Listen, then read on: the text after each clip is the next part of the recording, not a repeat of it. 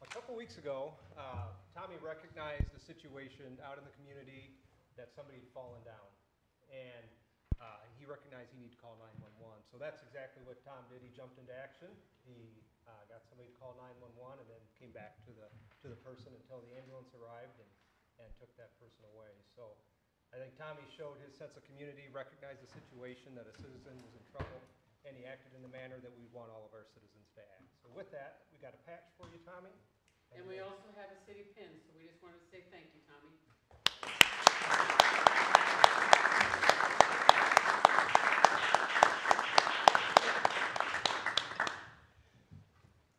Good job, Tommy.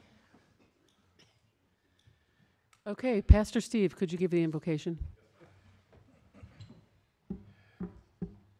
Again, this is one of the greatest honors of my month to stand in front of all of you very incredibly influential folks. And specifically tonight, what I want to do is I want to encourage that influence that you have.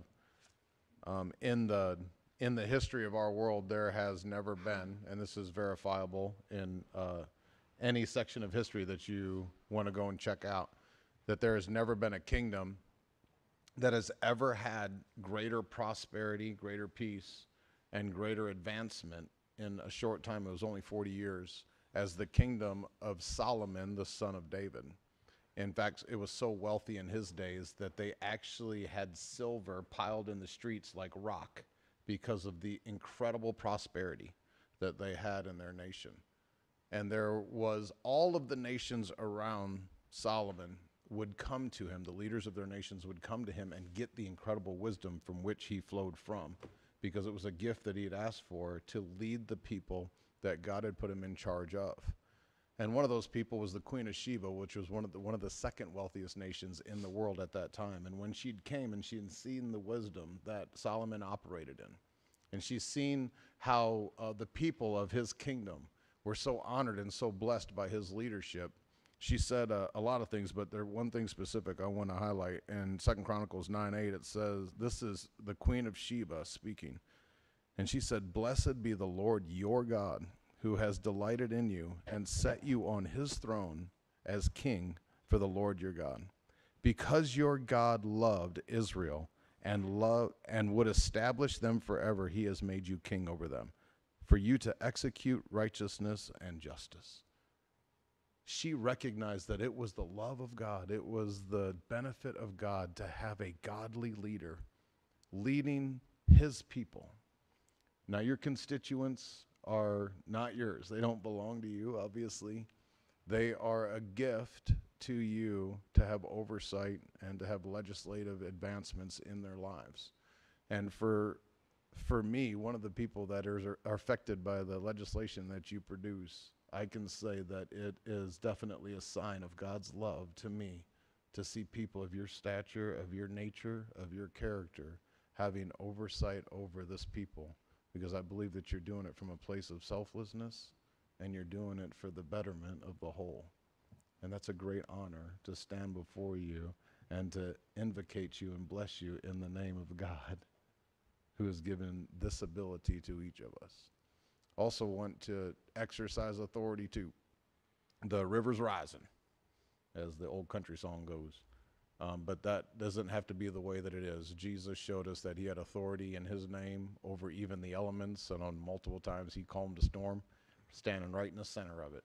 And so I'm also going to take authority over the river rising. We're going to command the river to go back to the way it's supposed to be and stay within its banks, because that's one of the righteous opportunities that we have as children of God to exercise in the name of Jesus.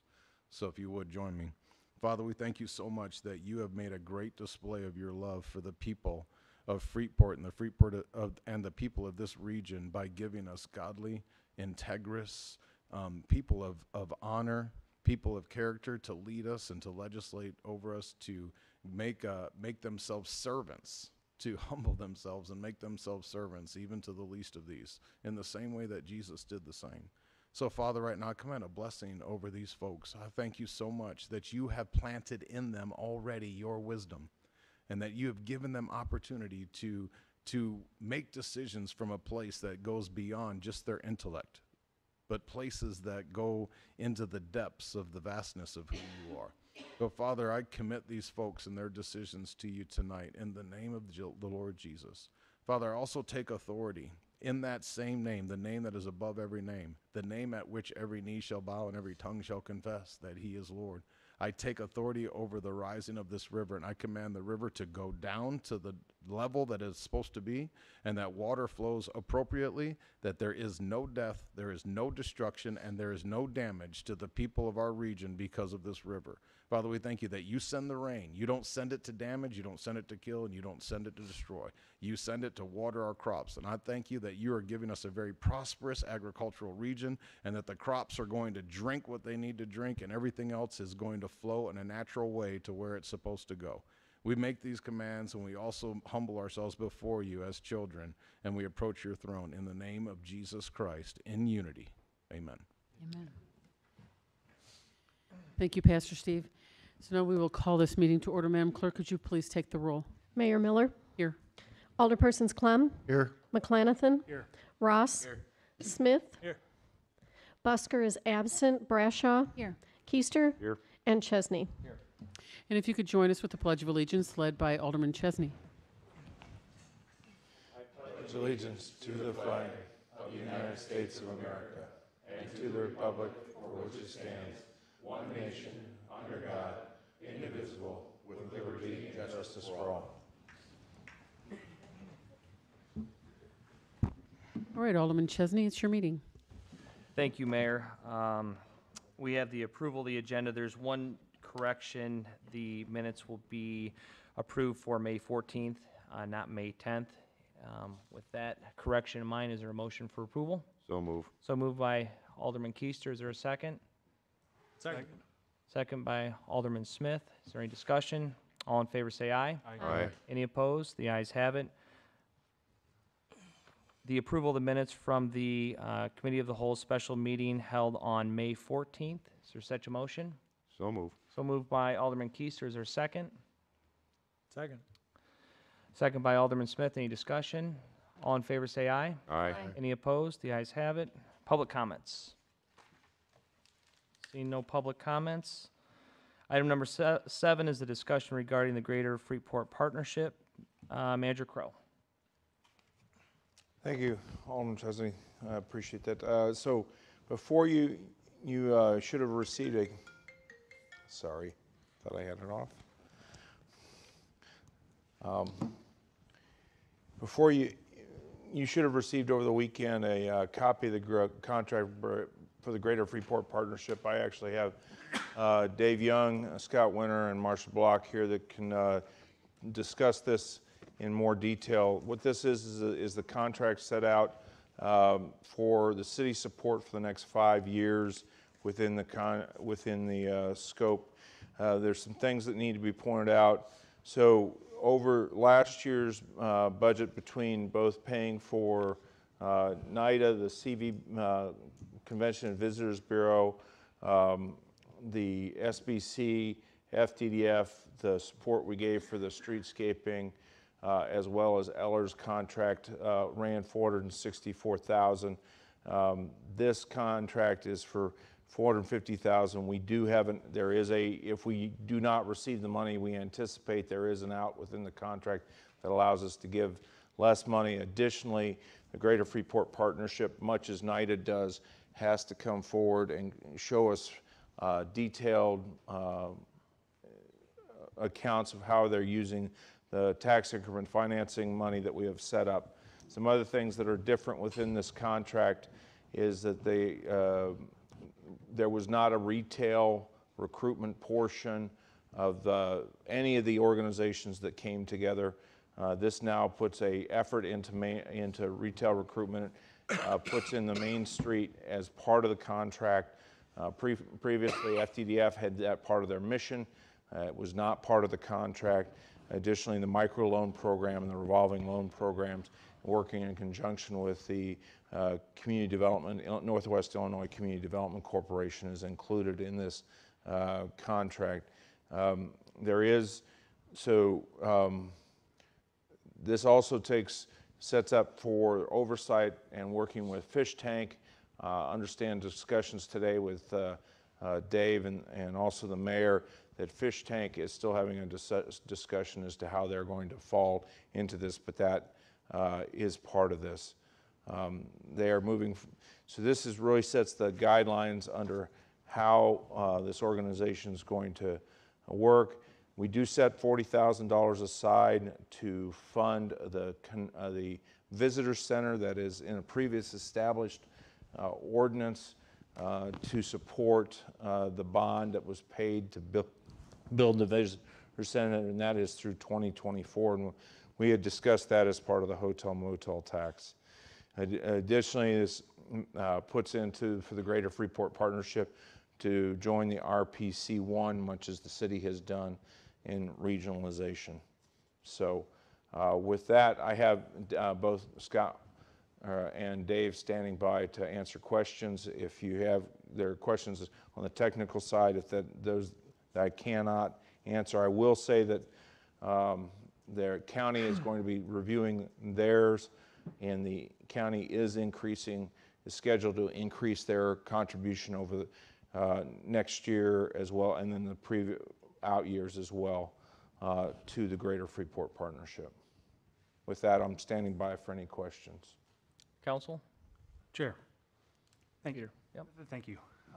First off, I'd like to say thank you to Manager Crow, and then also Dave and Scott and Marcia and many others who for many months have kind of been putting together the product and told us that this is what consolidation was going to look like. These were the services that we were going to have, and this is were going to be some of the benefits of it. And I really kind of view this contract here as kind of the last step from the city side to kicking things off.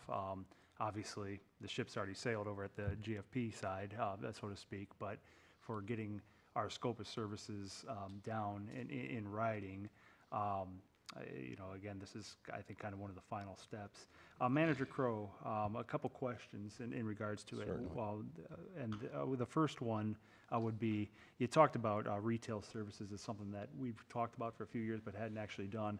What do you recall? Would it be accurate to say that some of the estimates we were seeing on retail was in between 25,000 and 50,000 a year and then on up? The minimum we were seeing 40,000 to 65 to 70,000.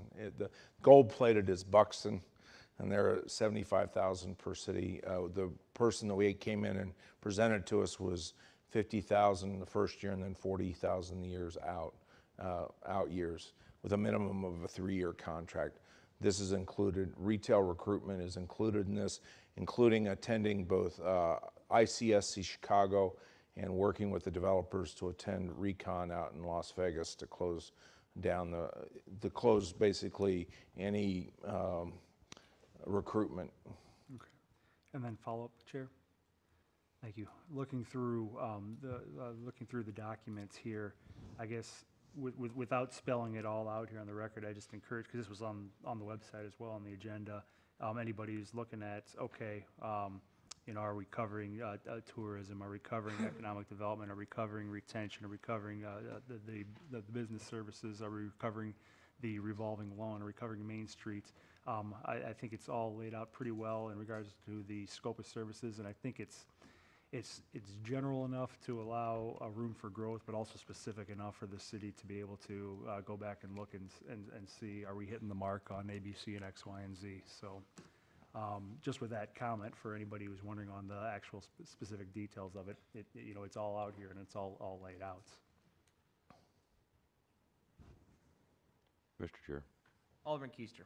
Just for clarification, especially for the viewers with this retail recruitment, we have that is the same as the people that we've had in here for presentations, and that will be a company that will be hired to go out and look for retail to come in? No, this retail recruitment is included within the Greater Freeport Partnership. In building the organization, they've actually established a position that will be doing retail recruitment. So all of those, all of the contractors that we had hired, Ellers to do the TIF and the business district research, Winter Construction to do the streetscaping, the presentations, that's all included under the Greater Freeport Partnership. Okay, thank you. Mr. Chair. Alderman Smith. Lowell, can you break down for us, now we're making a $450,000 contribution per year under the terms of this. Can you outline for the viewing audience, and actually for my clarification, what the source of those monies will be and how that compares to our current contribution to overall economic development? So I'll start with the current contribution last year was 464,000, 450, so 14,000 less. 250,000 will be coming out of the hotel motel tax, 40,000 of which is dedicated into the visitors center.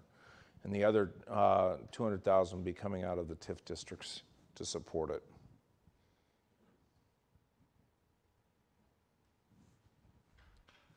A follow-up, Chair? That's based, there is a contingency within the contract. That's based upon us receiving the increment that we have within the TIF districts. Thank you. That was my next question. So we're not locked into this $450K for 5 years, irrespective of revenue streams? We have to have the revenue stream to get that money. Thank you. Mr. Chair, Alderperson Brash. thank you. Manager Crow, I heard, if I'm correct, that the county will be contributing and perhaps increasing their contribution. Will that decrease what we will be paying then of the $450,000? It's not right now scheduled to do that. The goal is that as we go out, we get more money in to promote more economic development, more business community takes over. If the business community, the communities that we looked at in other communities that did this, eventually the business community gets to the point where they account for 80% of the contributions into the organization. But we needed to make sure that we got a good start on this organization. We have to go out and hire the right people. As we've hired the executive director, she still has to go out and hire 7 other individuals within the organization that will be, one is a business services, one's a marketing and tourism, somebody to run the visitor center, somebody to run events, and then a planner that will also be involved with the retail recruitment. So we wanted to make sure that they have the basis, they have a guarantee from the city and the county to go forward so they can hire the right people. The donations, the money that was held by all those other organizations, the 4 organizations, and also by Collaborate Freeport has already been rolled into the budget. Okay, follow up. Do we have a commitment from the county for a dollar amount at this time? I'm gonna let that. I have seen the confidential memo and they have discussed it with the finance board, and they're gonna take it to the Dave, go up to the mic, Dave, please. So we're making a presentation to the Finance Administrative Committee on Friday morning at 9. Okay. So we're proposing that it's $30,000 this year. It's up to $55,000 next year. It's up to $100,000 in the 3rd year. And they have a scope of services as well. Not all the things that are in the city's scope are in your scope. Excuse me.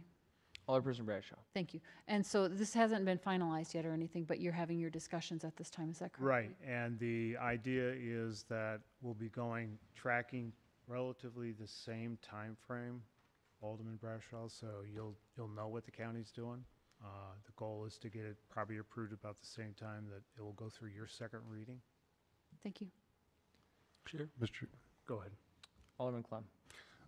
Just one thing that was mentioned just a second ago that we'll make sure we want to pick up on is the fact that the business community is still supporting this as they did NIDA through the process, correct? And as Lowell said, the main goal of this is over a period of time for the business community to pick up more of that. Is that correct? Yeah, what we've done is we've basically consolidated all the private sector investment that comes out of both the chamber, FDDF sponsorships, as well as NIDA. And we're going to, as part of the proposal, we're going to put together an effort to grow the co-op advertising revenues as well as grow the sponsorship revenues. So we're not going to stay just with what we've got in terms, the goal is to grow it. follow up, I think. And also with the recruitment going in for the retail sector, that could end up bringing us more dollars and cents in and sales tax and stuff, which would also help the overall process. Thank you. Alderman Clanton. Thank you. So under the structure you've got set up now, somebody comes in and says, I want, I'm looking to move my business to the greater Freeport area. And I want to say greater Freeport area to, encompass everything in regards to that. And there's a point, we were talking about just the city scope of services, but you've got the county and you've got other entities involved in that as well. So they say, we want to locate on here. They're going to contact GFP, correct?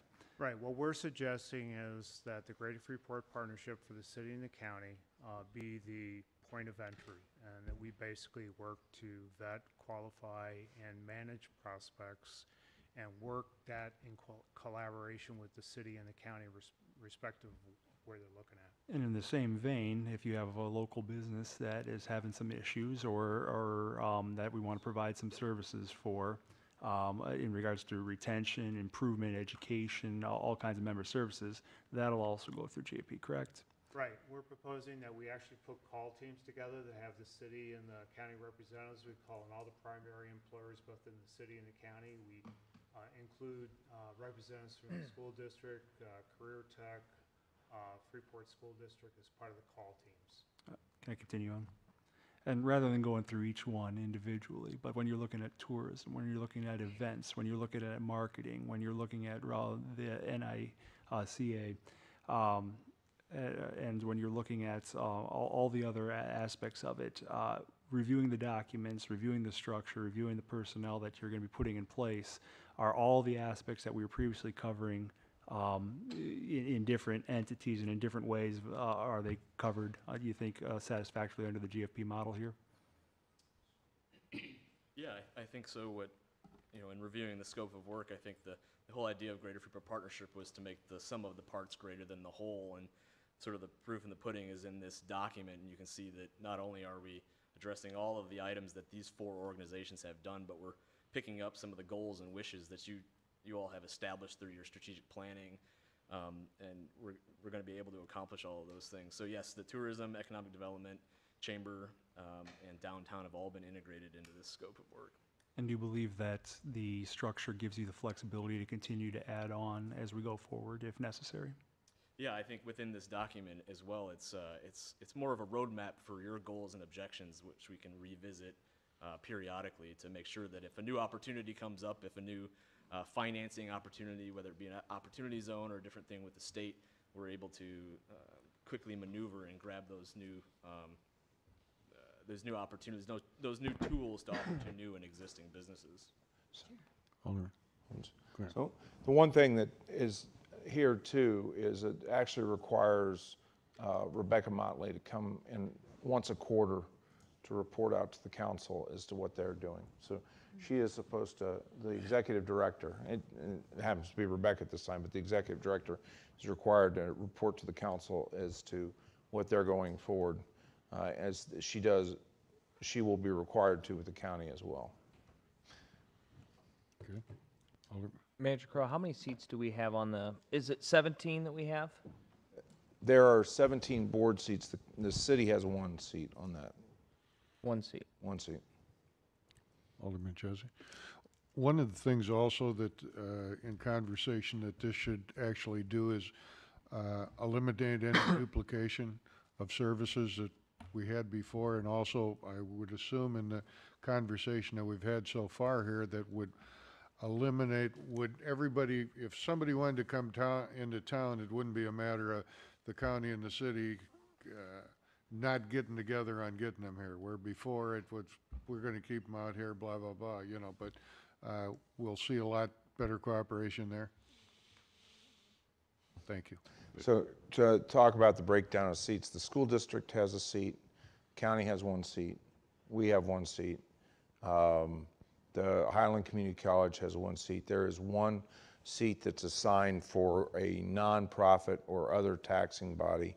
And then there are 12 seats set up with the business communities. Right now, when we initially formed it, it was 3 members from each one of the organizations, the 4 organizations that came together.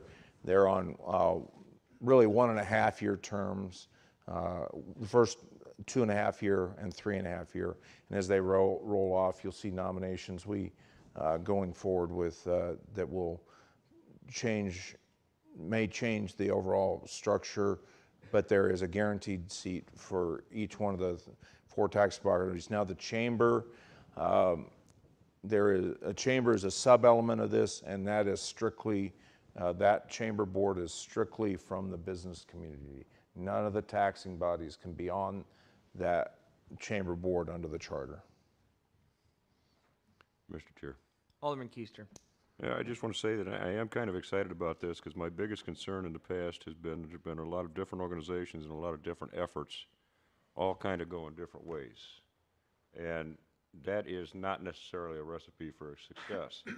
I really hope that by bringing all these organizations together, we can start herding these different things into one direction and move forward faster, because if you've got 6 or even 3 different groups trying to do something going 3 different ways, it basically in the end is a recipe for disaster. So I really hope that this will start bringing that together and helping move us forward. Manager Crow, looking at the dollars, I show that this particular proposal compared to last year will be a reduction of about $14,000 to our bottom line, and that all of the revenues that we are committing to this project or this proposal will be either TIF or CVB or Visitors Bureau related, correct? So no general fund pressure at all? No general fund funding on this at all. Okay.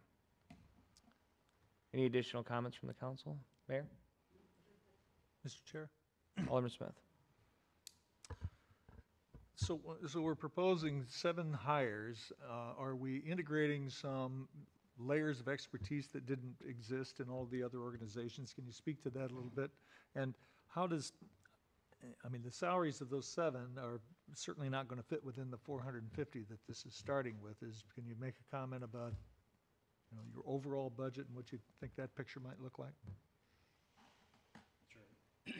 So regarding the number of employees within the organization, so we will have obviously our executive director. We'll have a member services director, which will in traditional terms be more like the chamber style director.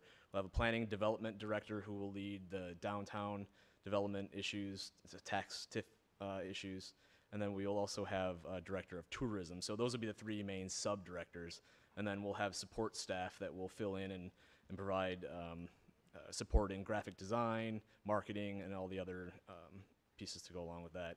In terms of the overall budget, obviously the 450 is just related to the city scope of work, so we're also going to be receiving funding from private businesses, much as members had chamber memberships, the county, and other funding sources. So the idea is that the city is only a small part in our overall budget.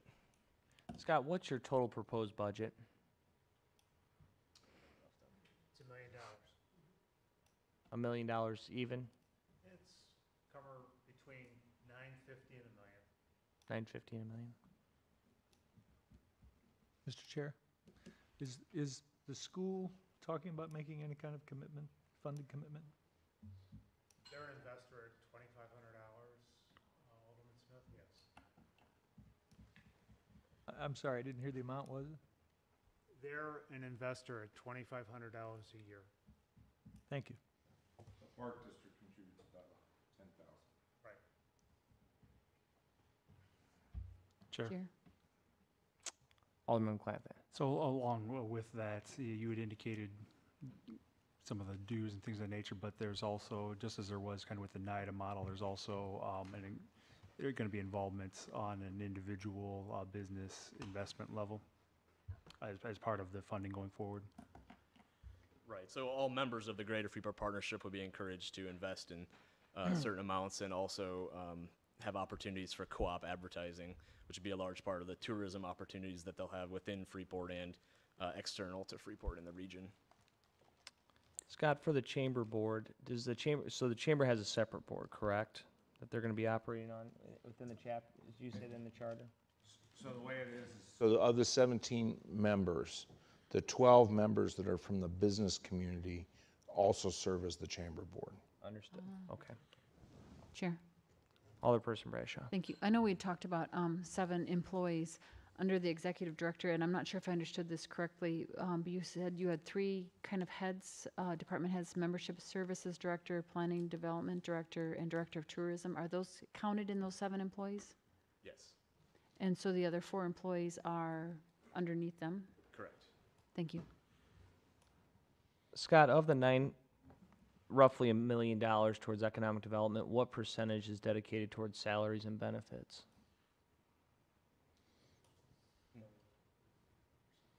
About 45%. Oh, no, we don't have the exact number with us, but 45%? yeah. Which within an organization that's primarily service-based, it's Pretty darn good.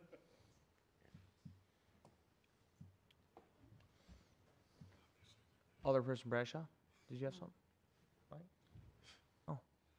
Chair, if there are any further questions, I'd make a motion to move this to the next council meeting with a recommendation for approval. Second. So moved by Alderman McClanahan, second by Alderperson Bradshaw. Any additional discussion? All in favor say aye.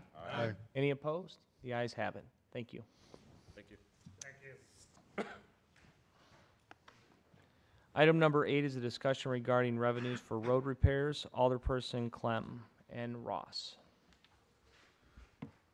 Thank you very much, Alderman Chesney. One of the things that that the city is dealing with right at the moment is the amount of money that is out there to talk about road repair. We hear figures from $50–60 million. Last week we heard where some of that has to be changed or could be changed by part of or overall how we have to do the MFT things and change the MFT. Okay. The only reason we're bringing this forward is so that we can sit and talk about and figure out a way of how is it that we're going to finance that amount of money. Where's it come from? What are our options? How would it pay for? How would it be paid for? And how would that be laid out? How much a year would we receive? And those type of things. I know, Lowell, I believe you had a layout, didn't you? We can bring up the brief here.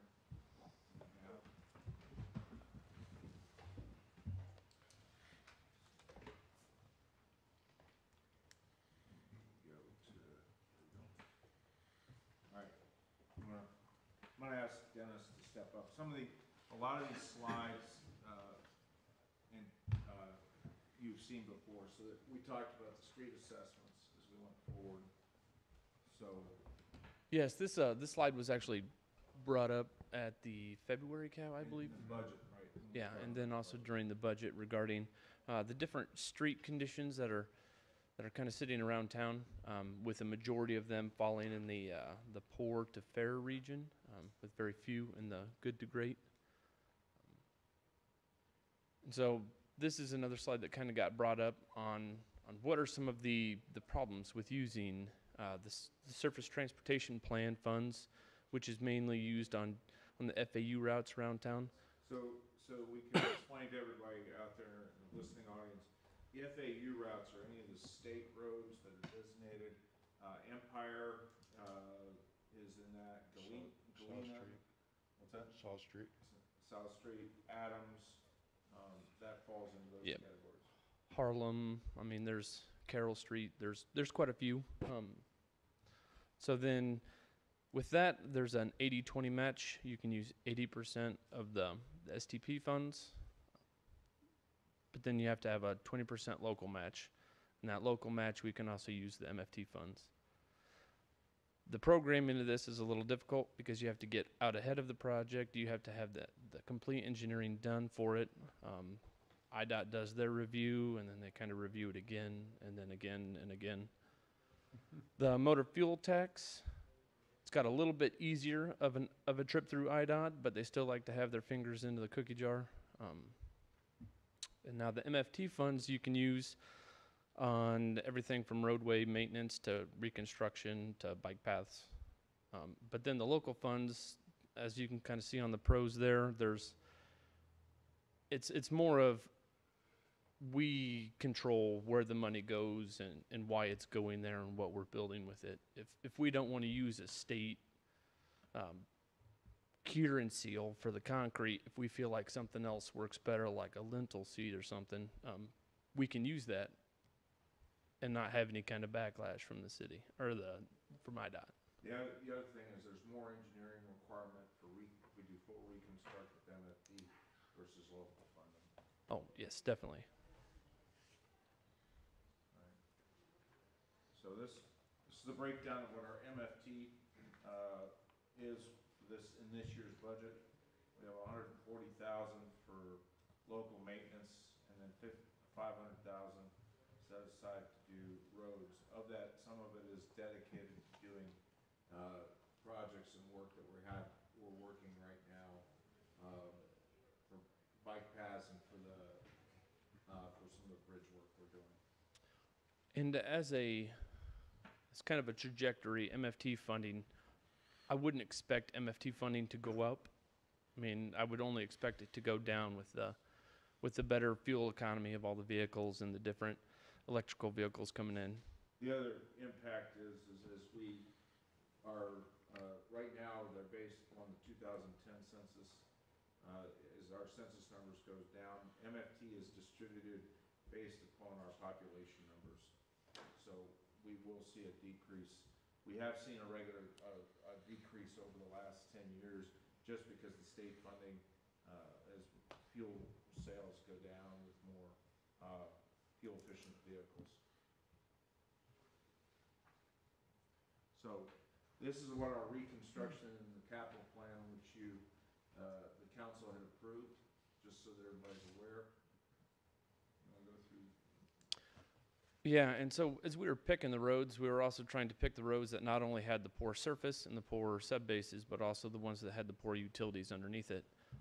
As we presented at the COW last month, there are many utilities in the city that are also failing. And so by looking at just doing mill and overlays, I think we're just kind of putting a small Band-Aid over a huge burn. So we need to make sure that when we're redoing these and rebuilding them, that we need to do them properly and make sure that we're getting them from everything underneath all the way to the top.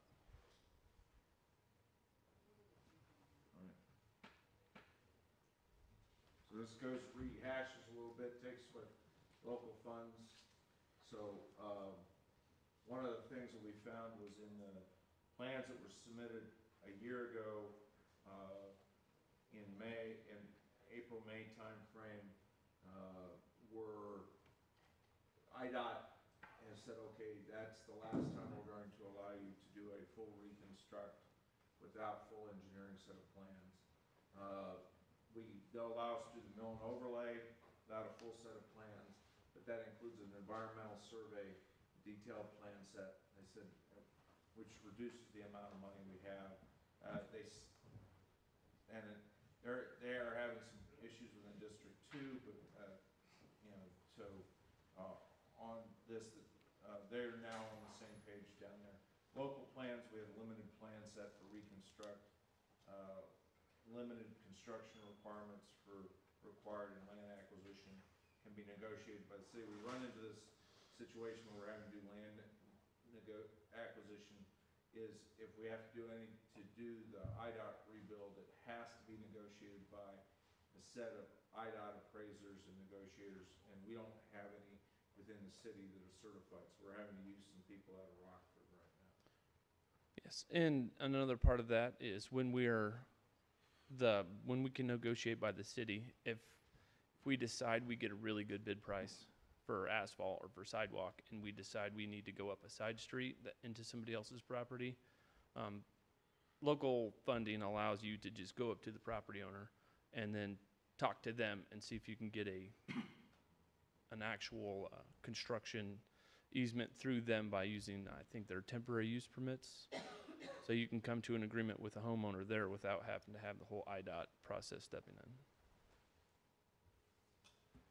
So this kind of gives you all the red are poor condition roads, all the yellow are fair condition roads, kind of gives you a feel for what's, goes on with the city.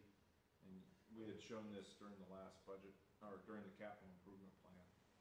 So just give you an idea, I asked to break down two large streets that we know we have to do reconstruct. Empire is one of the ones that we have talked about for using STU funds. We have Adams currently budgeted in our capital improvement plan. And then Woodside, which we feel, this is just strictly to give you an idea of the difference of the cost between the two, because they're roughly the same length and distance. So Dennis, you want to? Yes, the big section that you might pull out of this is kind of what an engineering fee would cost, which is kind of the additional IDOT work behind the scenes. So on the local jobs, you can kind of expect that 4 to 8% for a set of design plans if you were going to go with a full set of design plans. Where when you start using the STU and the MFT funds, that design really starts to kick up into that 8 to 12%. A lot of that is the environmental aspect of it, with having to go through and make sure you have all your environmental clearances and your soils are all fine.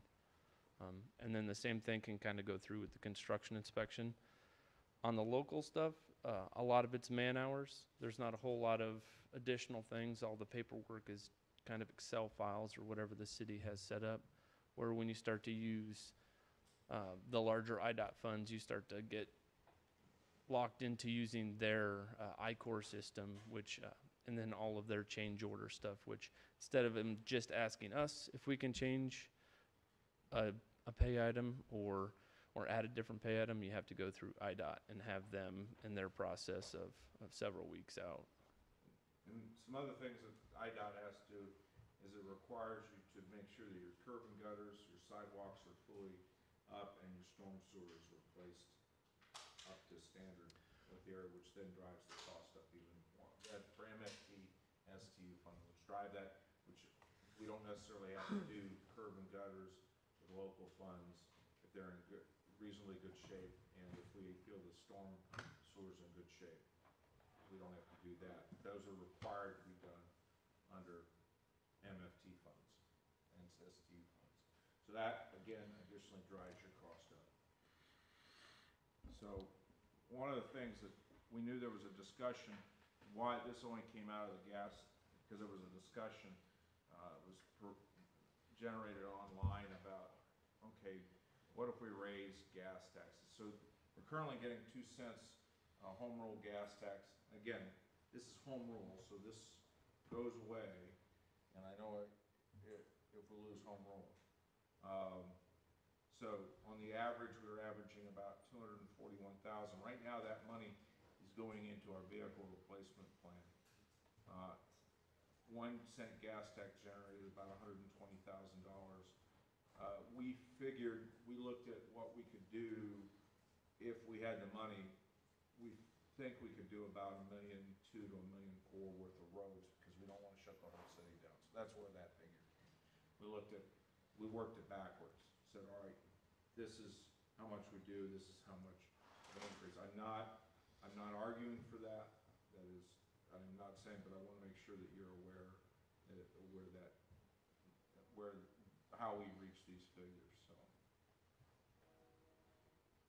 and that's kind of the discussion.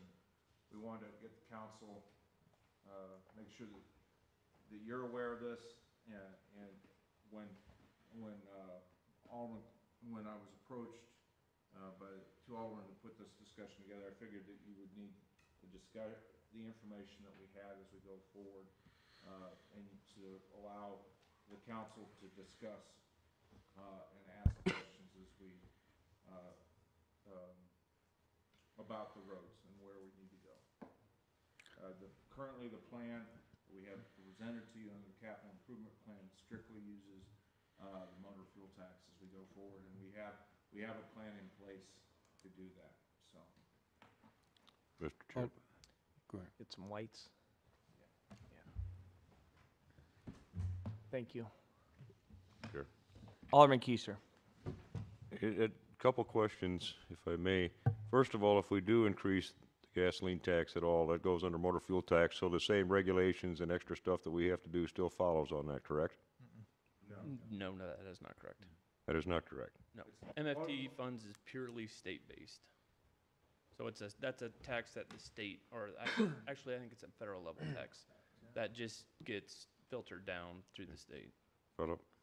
Alderman Keister. I guess what I'm trying to understand is with the three things you had up there, one of them was local, one of them was motor fuel tax, and the one other item, with local being the easiest way to do it. If we increase the gasoline tax, that would fall under the local, and we would not have to follow the other regulations and stuff? Yes, that's true. Okay, well, then that answers my second question as well. Alderman Smith, do you have something? Well, now that you've called on me. Well, no, I heard you, I thought I heard you say something. Well, if this is a segue into a discussion about an increase in gas tax, a local increase, then I have to, at the outset, say that I would be opposed to that. I think that that MFT was designed for a specific purpose, and you know, to avoid creating some local competitive disadvantages. I think that that's a discussion that belongs on either a federal or a state level, and that's how I feel about it anyway at this point, unless I'm persuaded otherwise, and I'm not saying I can't be, but my knee-jerk reaction is that a local tax would be a bad idea. Alderman Clem.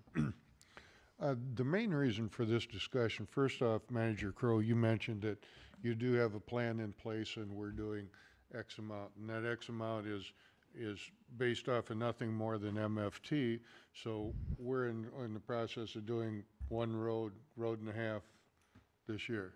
Or Yeah, so what MFT for reconstruct gives us about 1,400 feet of road.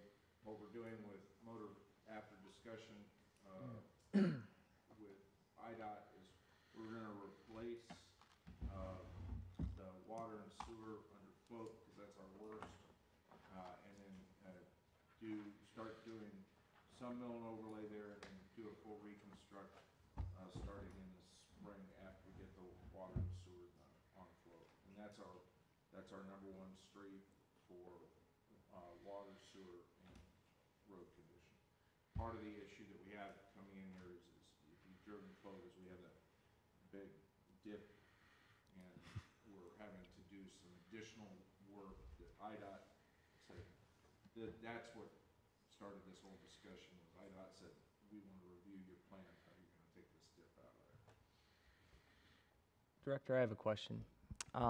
Director Bucus, if we were to have funds available that we wanted to bond out, for example, if we were to raise $1 million a year, but we wanted to leverage that $1 million to a more aggressive road and infrastructure project, recognizing that $1 million still doesn't stretch far with local funds, of course, what does $1 million bonded out get you? I'm not saying that we should do it, but just trying to get an understanding of, you know, if we were to raise $500,000 somewhere towards roads, what could that do? $1 million, what could that do to a larger project? Is that making sense? I was going to ask you if you could rephrase it. You're talking about if we borrow $1 million a year and how much work we could get done? Or are you asking if we... If we have $1 million in additional dollars that we want to commit to roads, Okay. but we want to do a $40 million infrastructure project, but that bond has to be paid, how much could we bond out with $1 million? If we could make $1 million payment a year, what's the bond number? Oh, okay. No idea, to be quite honest with you. I would have to do some calculations, because you're asking for $1 million a year repayment, and how much work we could do with that money. That's right. Yeah, I would have to probably use my calculator and do some figuring. Mr. Chair. Alderman Keister. I think there's one thing we definitely need to keep in mind is we're forming organizations, we're doing a lot of work to move Freeport forward. Streets is one of the big drawbacks right now with the condition of the streets and the roads in Freeport, plus the condition of the water and sewer infrastructure.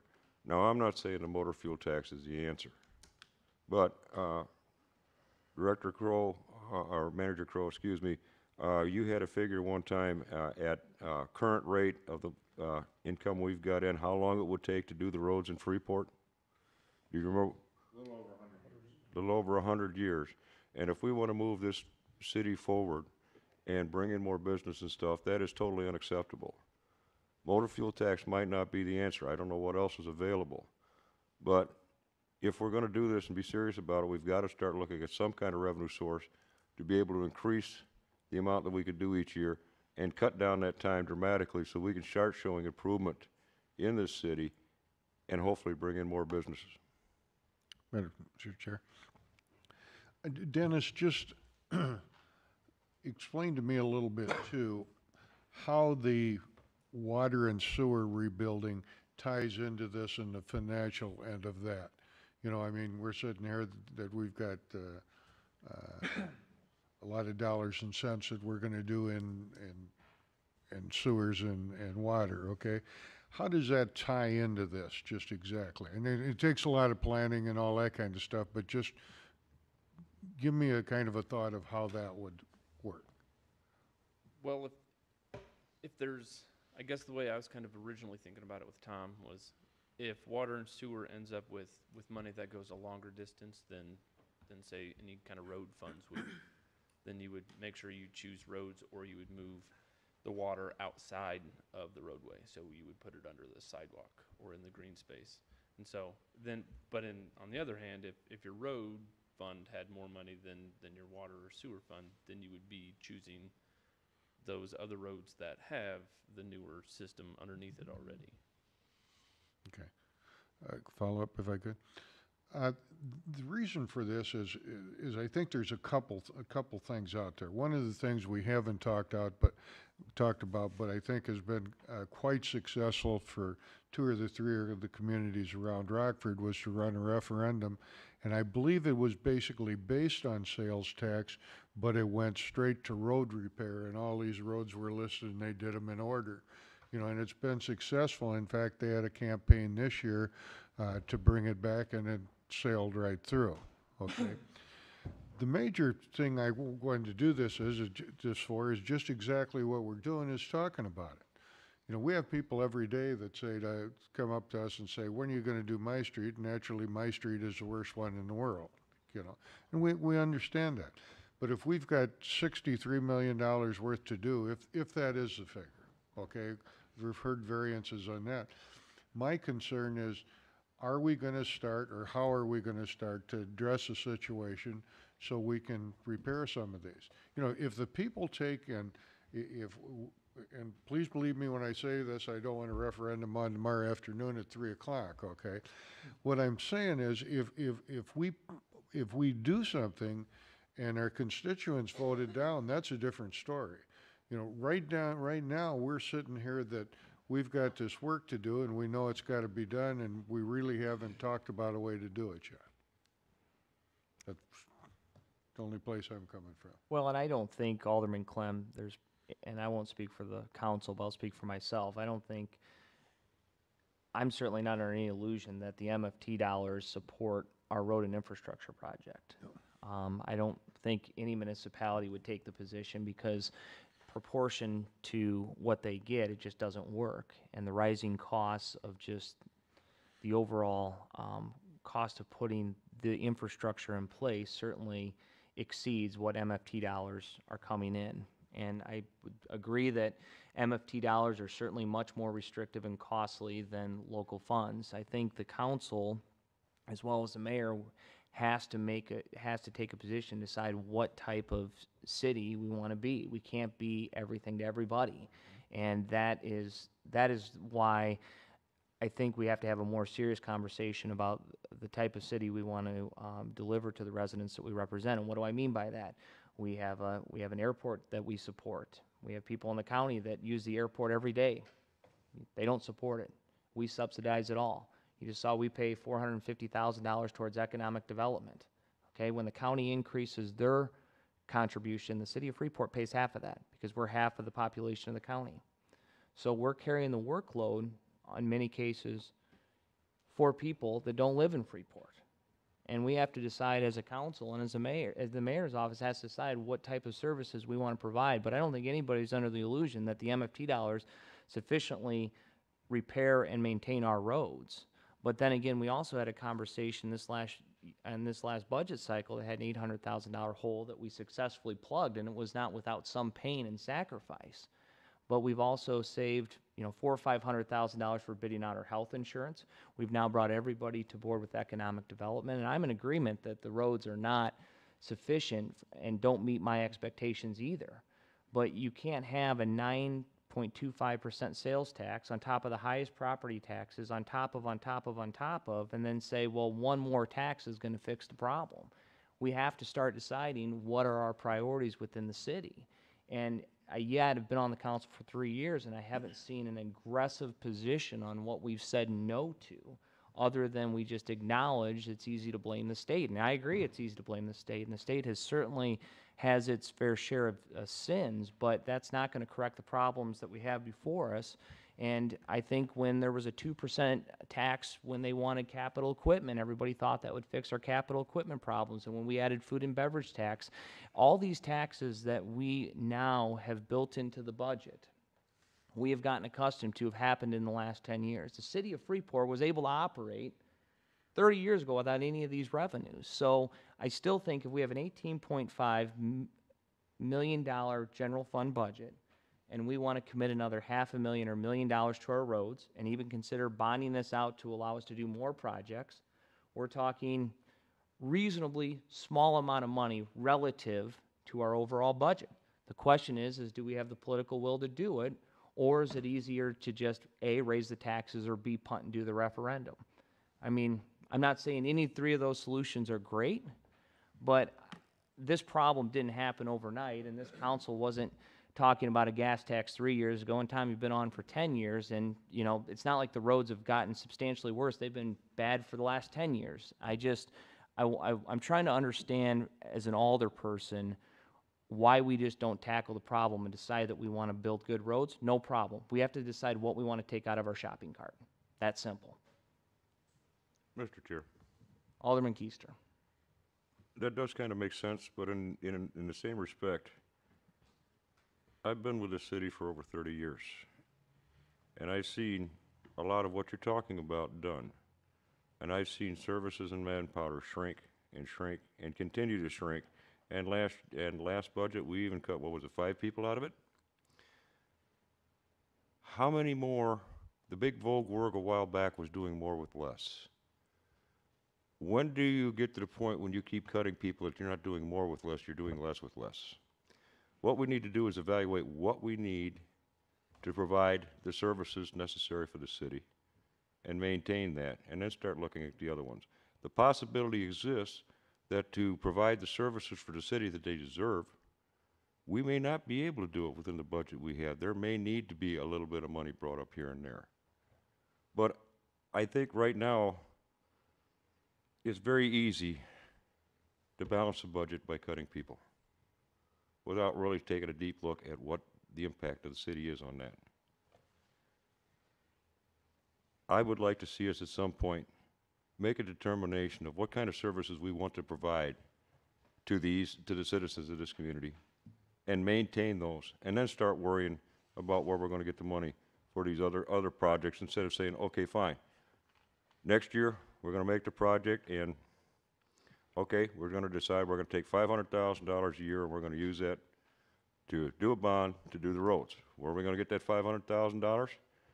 Sure as I'm sitting here, they're going to start talking about cutting more people to save the money to do it. Well, Alderman Keister, when you're talking about cuts, you got to remember 85% of our budget is manpower. That's just the reality of the business of providing services, 85%.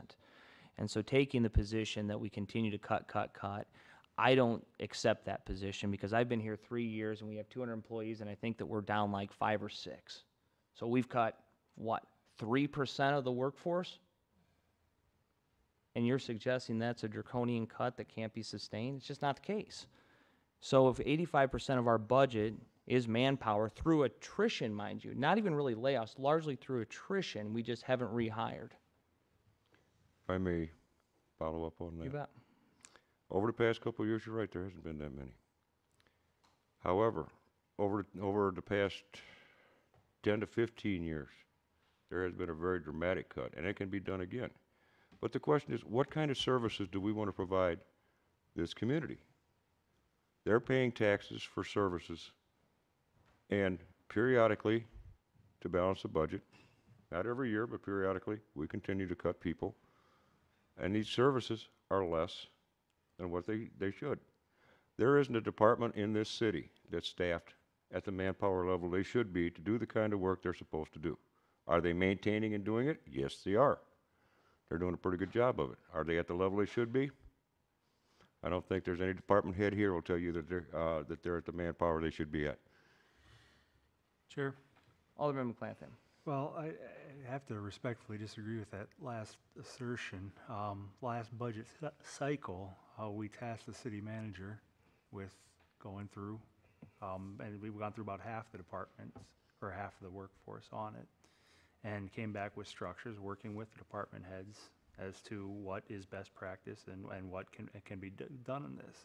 Frankly, honestly, the process isn't done. I know over the next year, Manager Crow is also has indicated he's going to be looking at the rest of the structure too, and I expect we're going to have recommendations on it. So, in the context of that,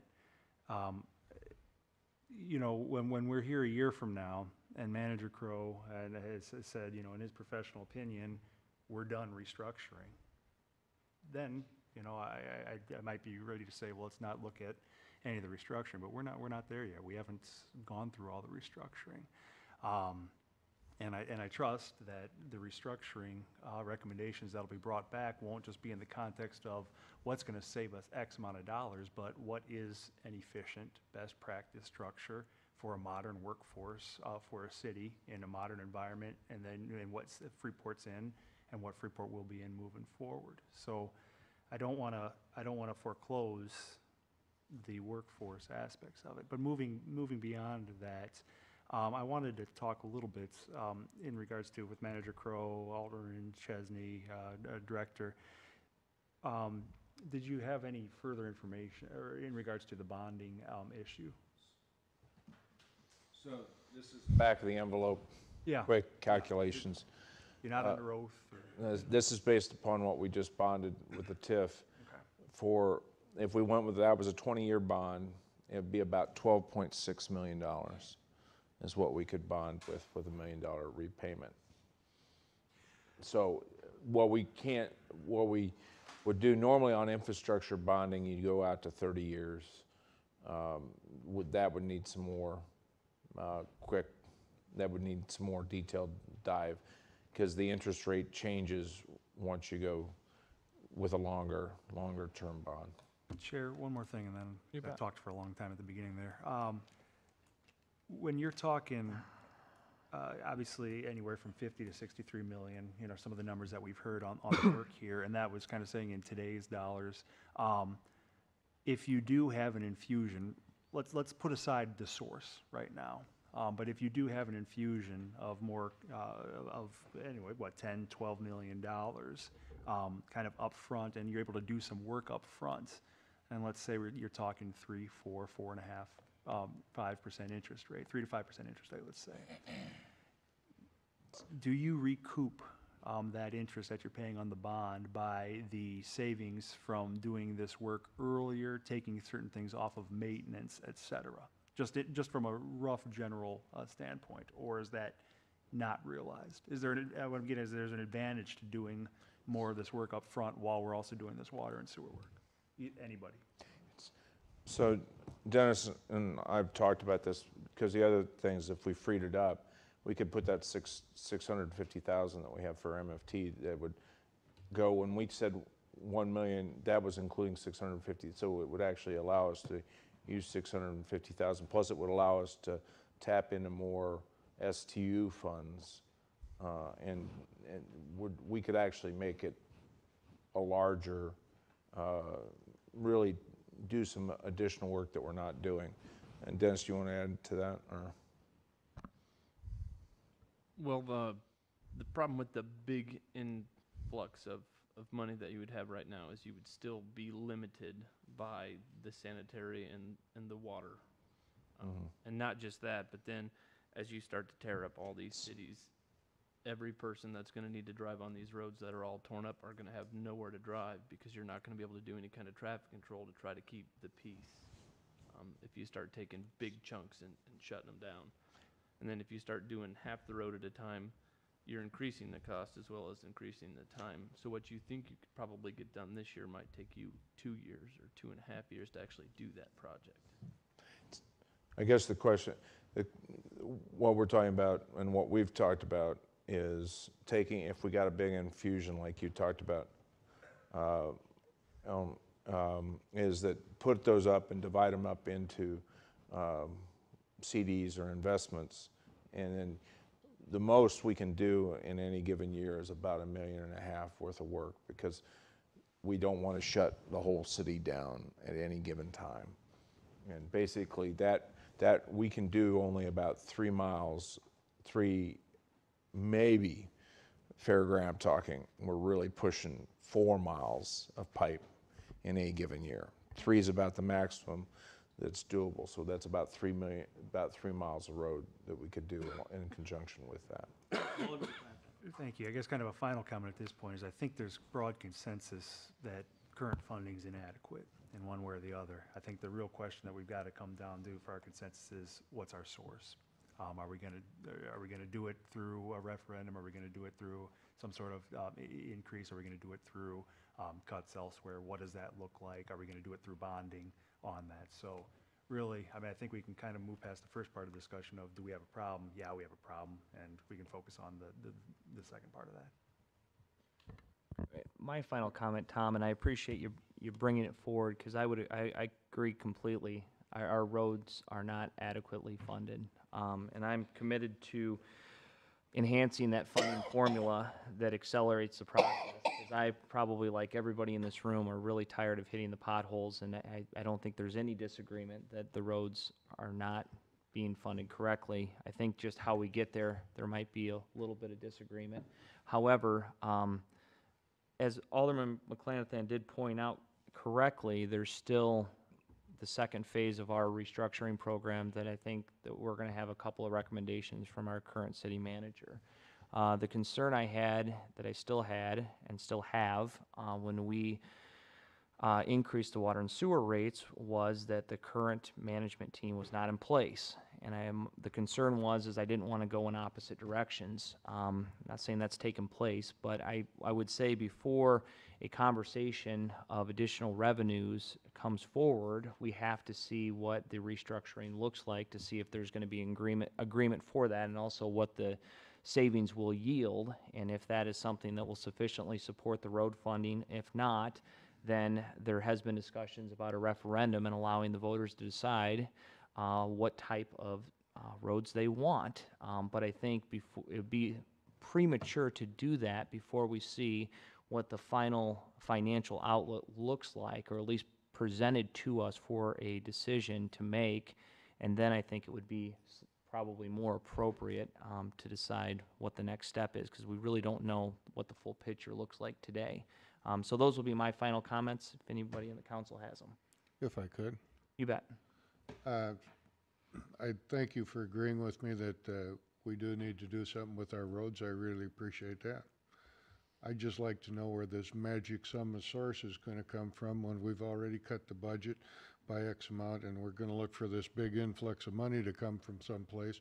I'd like to keep talking about where that influx might be, because there's some bad math here that somebody's using. And I have a fair amount of constituents that believe that the quality of the city of roads in city of Freeport be a lot to be desired. And from what you just said is that we're going to put it off till after the next budget and the next election. So that'll be kicking the can down the road, as our friend Andrew used to say. So I'm just bringing this up to talk about it. If you guys don't want to talk about it and keep it going, that's fine. You know, I just wanted to be known that there's nothing going on as far as it being done. Sure. All right, well, Tom, what do you propose? Do you propose a referendum in November? Do you propose that it be put on for the council for a vote in regards to a tax without a referendum? Do you propose that it be put on in March? Do you, what's your proposal? What do I propose? Mhm. That we talk about this forward and figure out exactly what the options are. We've never seen the figures on what a referendum would be as far as if we did a sales tax type thing like Rockford/Love Park, like other communities in our area. You know, what would that be? How many dollars and cents are there? I'd like to take a look at those figures if we could. I think, Chair, I think Manager Crowe had those tonight for us. Says 1 cent is about $120,000. 1 cent of gas tax. Yep. I asked about 1% on sales tax. You can get that in a second. You can, yeah. We don't have to do this tonight. I said, all I'm bringing this up is so we can talk about it. We haven't talked about it. I want to know what somebody's got for a plan. That's all I'm asking. And if that somebody is us, let's start talking about it. I think correctly, as Alderman McClanahan pointed, you presented this. What's your plan? What is my plan to get? Yeah, what's your Okay, proposal? I'll be happy to move it forward. I'll be happy to take and get some additional figures and stuff and bring it back to the council. Okay. Thank you. You bet. Any additional discussion? Mr. Chair, Alderman Smith. I suppose it was me who spun this whole conversation in the direction of taxes at the outset, and I know that perhaps, or I don't know, but perhaps Alderman Clem didn't mean for it to go in that direction. I think he deserves some plaudits for bringing this up before the council, because I think it is universally understood and agreed upon that the roads are in abysmal condition. I also don't think that we're unique in that circumstance, certainly not in the state of Illinois. And I think that someone could make a pretty powerful argument that a longitudinal project to repair the roads stretching 100 years wouldn't even, the revenues wouldn't even come close to covering a project like that, because the inflation on road construction would outstrip any hope of collecting revenues to cover that under the current formula. But so, I mean, piggybacking on Alderman McClanahan's point, I think that any project, especially a large-scale project, done quickly would realize a lot of savings just because, you know, we would be doing them in contemporary. We'd be doing those improvements in contemporary costs rather than costs stretching out 6, 7, 8 years. So I don't know what the solution is. Again, I haven't changed my position on further taxation, but Manager Sure. Crowe, when would be a reasonable time frame that you would have presented? I suspect it'll be first discussed in executive session, some of your proposals, but when would that timeline, what are we looking at for a timeline? We still have, are you talking about the restructuring? We still have some work to do on it. We're looking at probably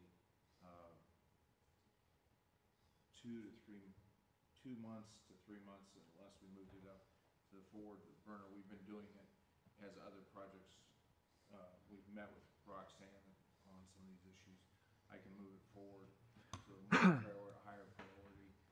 Basically, we've been working it as we go along, and that we had planned to have something to council sometime this summer. Okay, I think it would be helpful at some point to have this in executive session so we at least know kind of where your target is and what we're looking at, so we can have a little bit more in-depth discussion on that.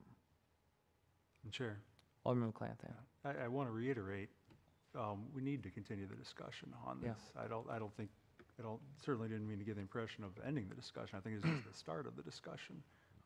And frankly, there are many options that are available, and there are many opinions on this council as to which options are palatable and not palatable.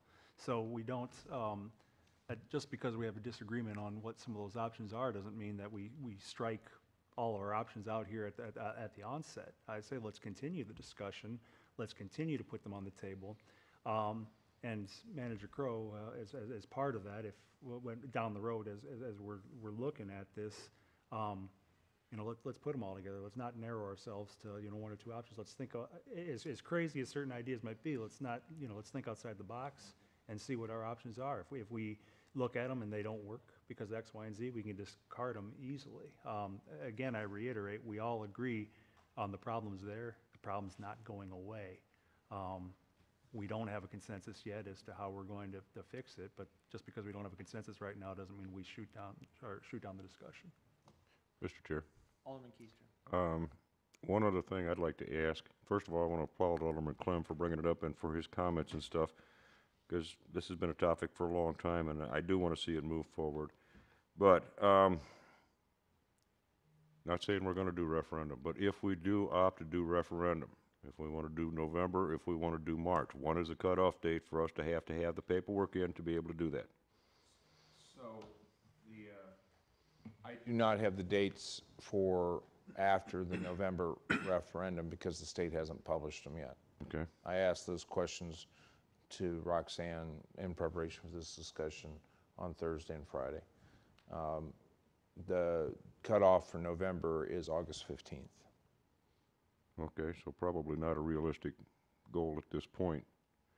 So I would appreciate it as soon as you hear when the March cutoff date is, if you'd let us know right away, so if we do opt to go that route, we can kind of try and tailor things to get to it. The Chair. And additionally, Manager Crow, we anticipate there might be another referendum item or two that's already going to be on November. That's correct. Okay. Any additional discussion? Seeing none, item 9 is the discussion regarding stormwater rate increases. We're actually, I'm bringing it up. We're actually not proposing a stormwater rate increase here. What we want to do is just bring everybody up to speed on what's going on. We've had a lot of stormwater. There's a lot of stormwater discussions, and some of these have already been in our capital improvement plan. I want to step back up to the mic. So I'll turn it over to Dennis to take you through it. There is one that's been added on here that we discovered on Thursday, which will be is going to move to a high priority, and we'll just get to that. So. Yeah. So the first bullet item up there is the Ridgefield Drive. This is actually brought up in a COW maybe in January. And you actually approved it at the next council meeting for to move forward on this, and this is in the budget to do this project. Yep. And that was caused by what I believe was the development of some townhomes down there. The second one is the Sandy Point Detention Basin. We've actually clear cut all the trees outside of it. There's some small regrading outside that our sewer crew is going to be able to take care of, but due to lack of maintenance and some improper erosion on the outlet, the inside is going to need regraded as well to maintain that water flow from the inlet to the outlet. And we've been working on this one for 9 months. Yes, we were out there in the winter and it had frozen over, and I think Peter, you've talked to me about this a couple times. Yeah. Deacon Davis Courts is an issue. Most of the water that drains down Liberty, the curb heights aren't high enough to support it, and without any kind of storm structures in that area, the water from Liberty just goes right onto the basketball courts there. And the Park District has let me know about this, and they had let Sean know as well, and that solution has never been solved yet. Park Crest has several outlets onto the golf course. The first of which has been brought up several times. There's been multiple phone calls regarding the standing water behind it. Both outlet structures would need to be removed, or I guess not. The one behind Meg Zervel's property does not need to be removed. It just needs to be re-engineered to let the water drain out instead of it just being a cesspool. The second structure is got no outlet at all, so it just acts like a tub of water. So it would need to be removed, and to do that, we need to take out a tree and then put in some sufficient riprap.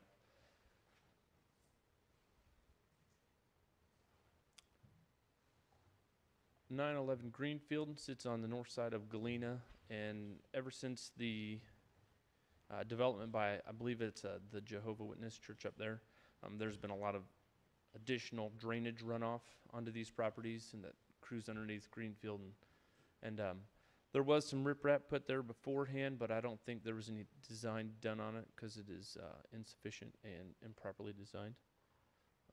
This will probably be one of the easier fixes. Then there's the Navajo Detention Basin. It's a lot like Sandy Point, except for without trees.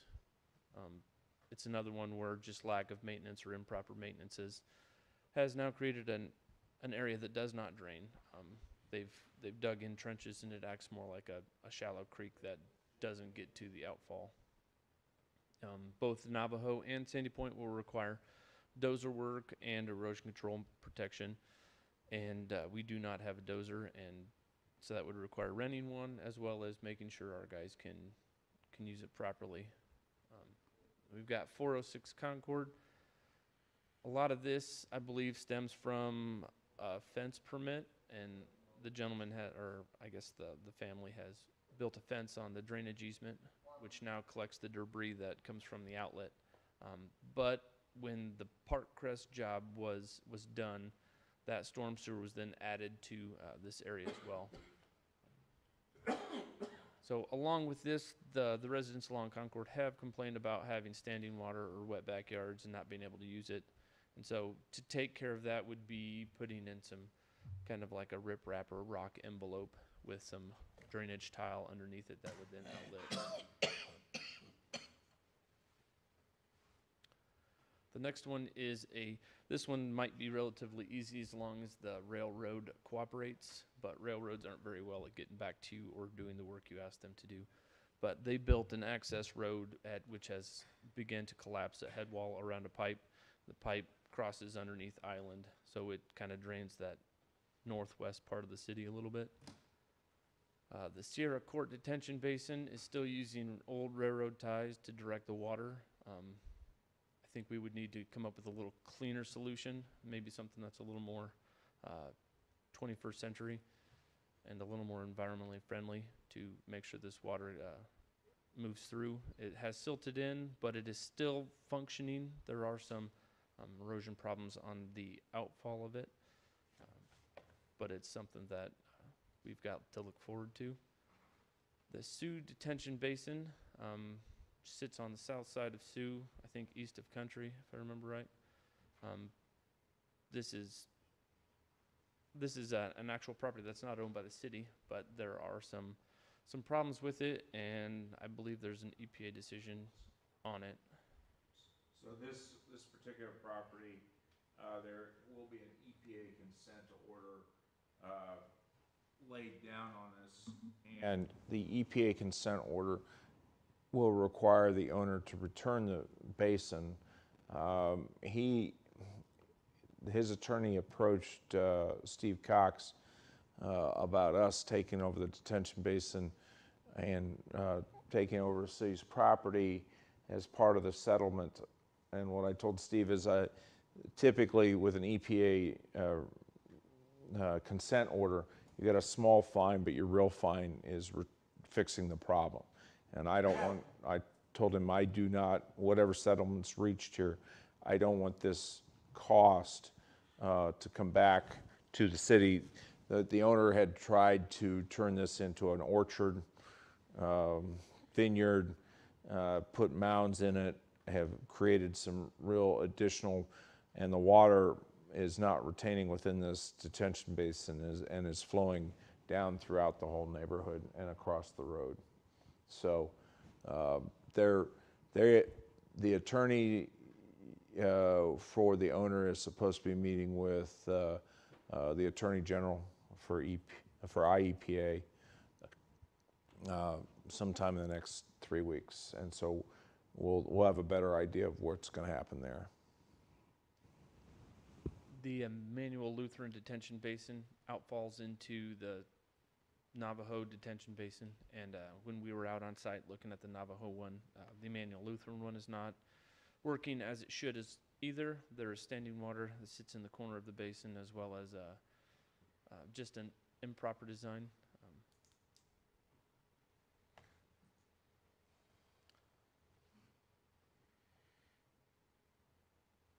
1355 Ridgefield Drive sits just north of the other Ridgefield property, and it was, there was an agreement in place by the previous city engineer.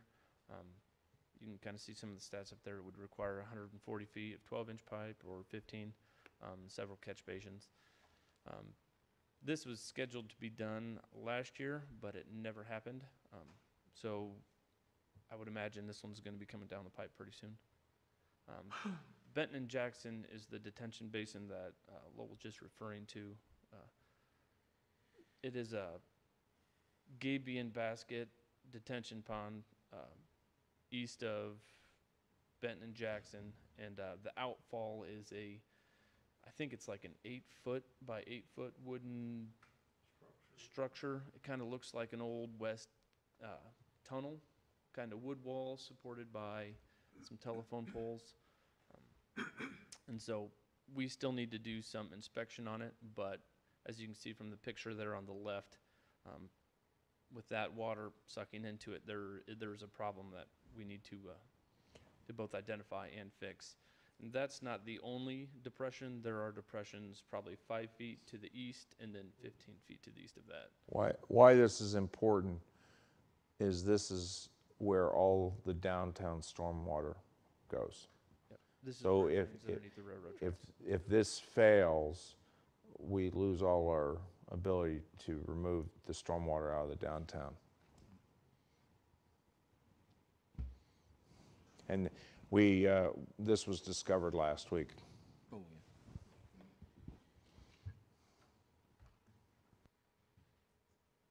yeah. So we're currently getting $4 a month per resident and businesses. It raises about $596,000 yearly. We have a yearly bond payment of $611,000. We are transferring money over from water and sewer. We currently have $611,000 in reserve. We made a transfer this year. They had not been, previously to this, had not been making those transfers that were scheduled to do it. Our yearly operating budget is $1,116,155. So we continue those transfers. It gives us about $100,000 to $150,000 a year to work storm sewer. We want more. This is an education to say, yes, we know we have storm sewer issues. No, we have retention ponds, but we're trying to prioritize them based upon what we have for money and what we can do, and also based upon our expertise. We're trying to do all these within house to reduce the engineering cost to us. Dennis is doing the topos, and then as we said, we're looking at the renting of a bulldozer and making sure our guys can do it. So we're trying to reduce those fees, but this is more. We're going to get to you. We know we have some problems, but we got to prioritize these issues. Well, when does the bond payments fall off? Randy, I was looking at that. I'm sorry, I didn't quite hear. The storm sewer bond payments. When are they due? We usually pay them twice a year in July. No, when do we finish them out? It's like 2029. Yeah, we've got 13 years left, I think, Yeah. so. Okay. Chair. Go ahead, Tom. Tom, do you want to present? No, basically, we're just where we were before. One of the things I wanted to ask Lowell, one of them that you and I talked about Thursday that wasn't on your list is the Walnut Street. And we haven't looked at that one yet, so that's why it was not on the list. Okay, I just wanted to make sure it was there. No, Peter has got a few of these in his. You got a few in yours? And I've got a few in mine, and they've been going on for a period of time. I just wanted to make sure we had a discussion of once again, of where we were at on them, what we could do with them or couldn't realistically do. I think one of the problems that I've seen that's happened in the last maybe year or so, some of them have really become major issues, where before it might not have been looked at as such a major issue. You know, like Parkview, we got Navajo down to where we've looked at it how many times, but that becomes a major one. But the Sioux Drive one in your area is a major one that causes a lot of stuff, you know. So I just want to make sure, just like before on others, we're on track, we know what we're doing, we got a handle on them. You know, that's all I'm really asking, because, you know, let's use the one that we approved that you know of, and this is no criticism whatsoever. Like you said, the person said we're told it was gonna be done last year, and then it was moved, and then it was part of this. But, you know, hey, all that's just a matter of getting everything together, like Lowell and I thought. Yeah. To do it, so, you know. Actually, the Ridgeway one, they had been promised for 6 years to get it done. And the previous engineer had actually done 3 sets of plans and had Fairgram do 2 other sets of plans going forward. Part of the issue there, why it was, the previous engineer originally looked at whether he could redirect the sewer underneath it, because we got our sewer line that sits right directly on top of that storm, or sits underneath it at about, what, 15 feet underneath of it. Oh, between the force main and that? Yeah, the force main. It carries 30% of the city's sewage through it. So that was one of the issues. So it's right there by the golf course.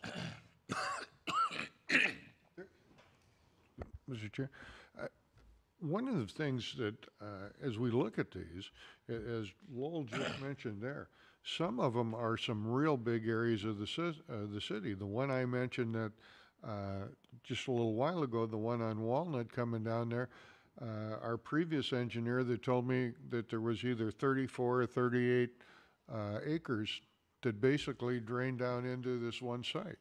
You know, just like when we stand here in Navajo, every place you look from Navajo is uphill. You know, I mean, it's going to cause some issues. There's been some things in the past that I don't believe some of these should have been built on, but here we are. We're all sitting there, and there are a problem. You know, are there problems to resolve? As we find out in some of these too, they're also on private property, and some of the part of the issue is maintenance of that private property to make the whole thing work. Excuse me. Sure. Alderman Ross. Okay. I've been sitting there and I reviewed all that, and I agree with it. No problem at all. But as I've been saying for 3 years now, we still have a problem on Highway 75. I'd like to see that added in on that list. We can't just overlook it. It's on a state highway. I mean, and it's been that way for some time now. The water stays out in the roadway, not as bad as it used to because they have done some work on it. But still, we need to do something about it. I mean, we just can't overlook that also.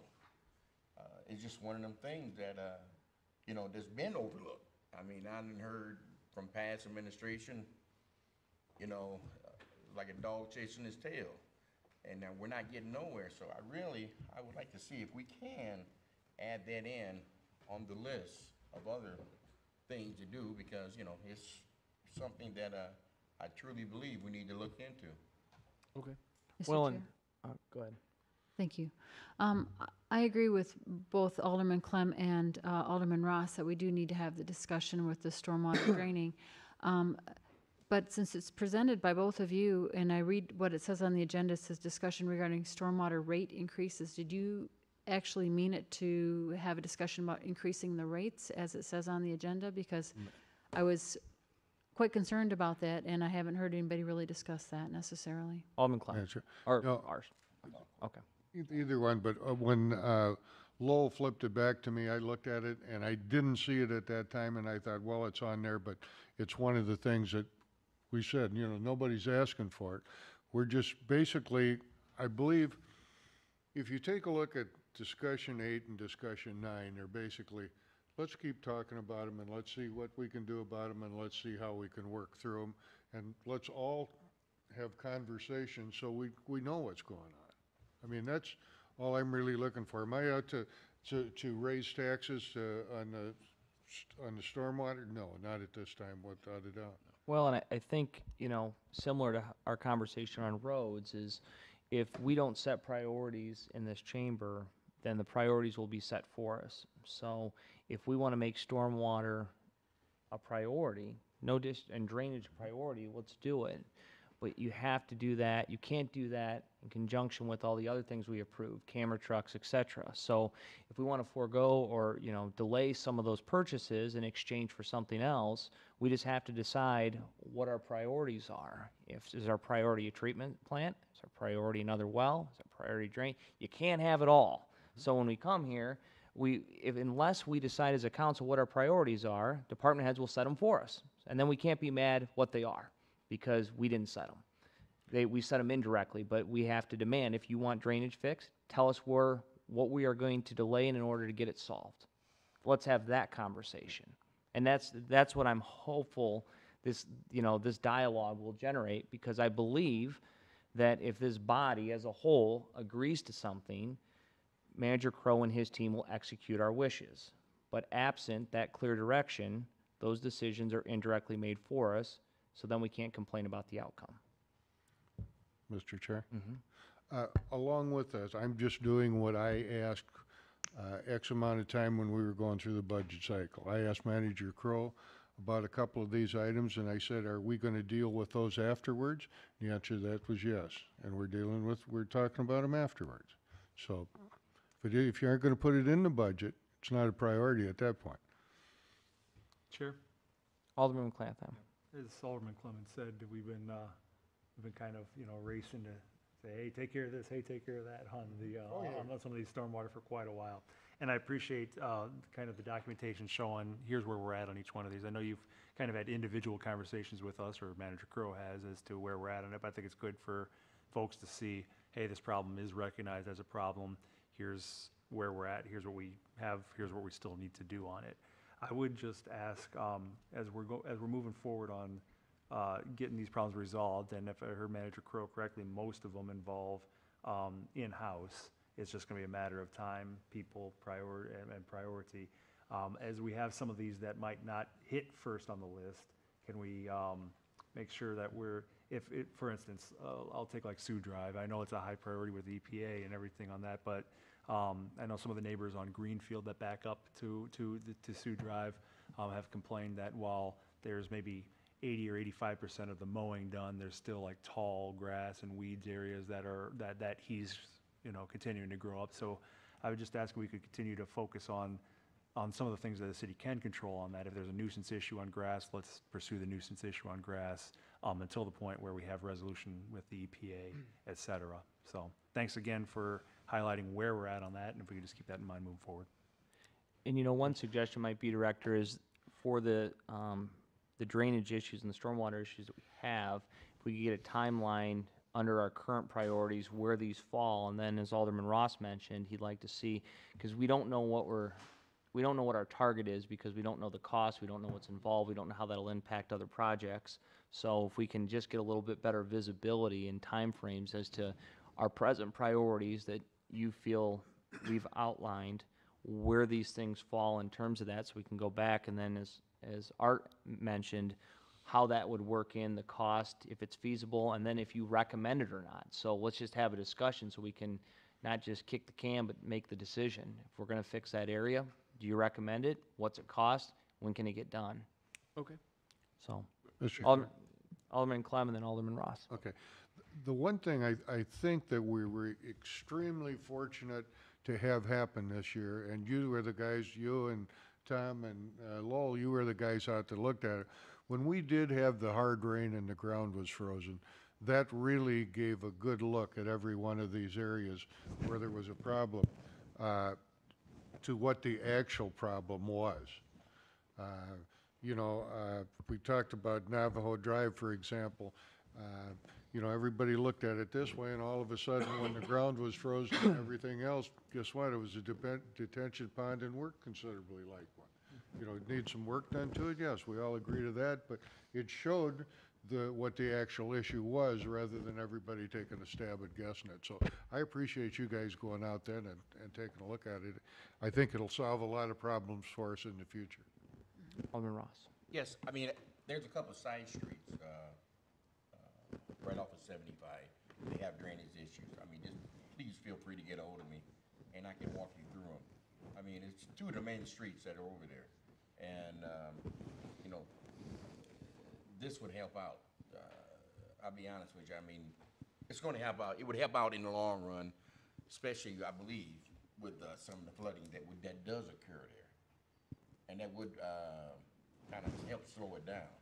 So I'd ask that if you just get a hold of me, and we can look into it together. I've talked to several people about it, and they said the cost is minimal. Okay, that's not a Yeah. problem at all. So, thank you. Any additional discussion? Seeing none. Public comments. Tommy? I want to thank Todd to give me that thing about that award I got, Todd Allen. And I want to thank Joey Mills doing a good job. And we want to know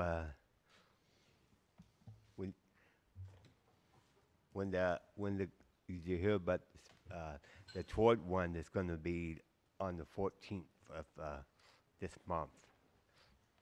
And good luck to Todd Bargle and all the crews to the police department doing a good job. Additional comments? Is there a motion to adjourn? So move. So moved by Mike. Second? Second. Second by Art. All in favor, say aye. Aye. Any opposed? The ayes have it. We're out of here.